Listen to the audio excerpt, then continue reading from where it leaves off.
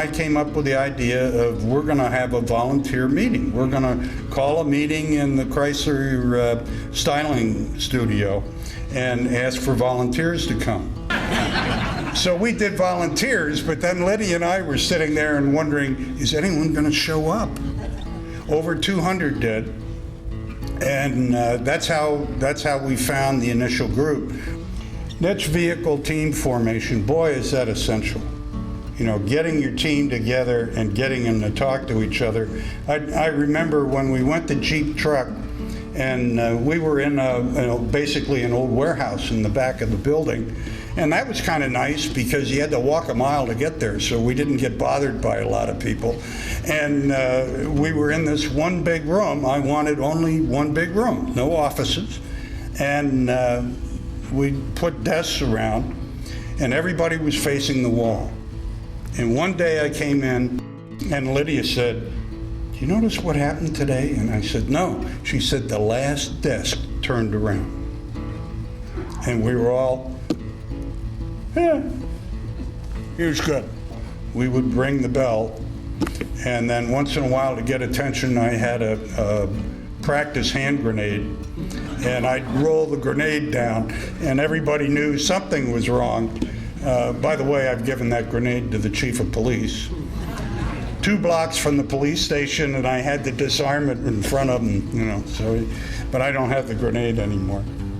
And finally, the chairman of Borg Warner said, "Well, what is it you want?" I said, "I want your transmission. If I don't use your parts, I only use what Borg Warner machines and that, and we have our own casting. Is that okay?" And he said, "Why not?"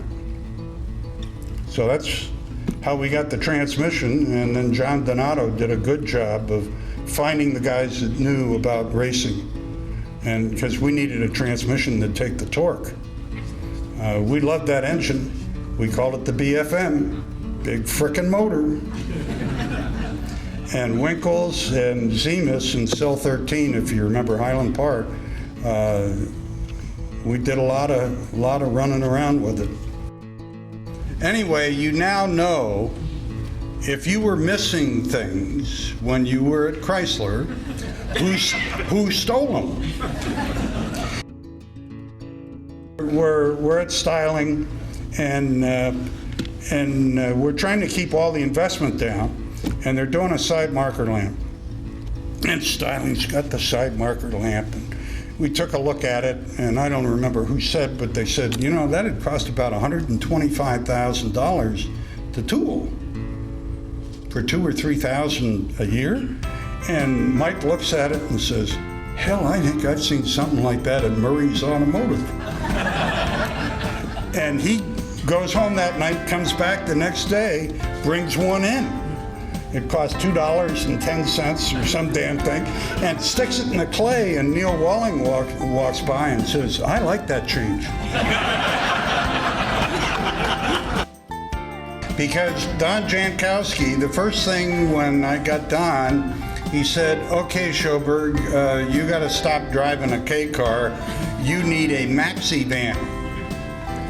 And I said, "What? I don't need a maxi." He said, "You need a maxi van with only a driver's seat."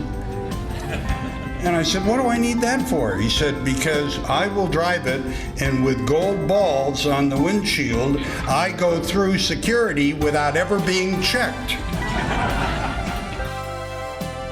If we would have known all these great things about you when we were working for you, we would have been a lot nicer to you, you know? And after I read all these things, what in God's name are you going to be talking about? I mean, touch it all. So please welcome, as our guest speaker today, a real enthusiast, a real car guy, Father Viper, Roy Sjoberg. And there are a lot of those stories of how each of you did networking, and we had fun. And damn, we got paid.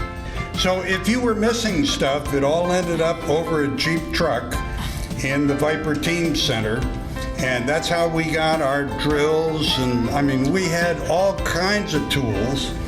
And we ended up using the old freezer from Food Fair, I think, we had Jeep Truck, and we stored all the performance stuff in the freezer.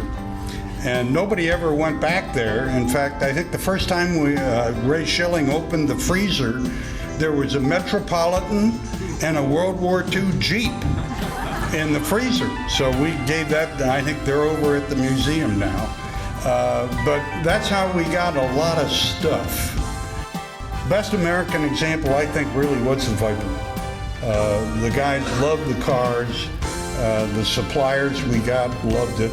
And we looked for people in the supplier community that loved racing or loved cars, performance cars.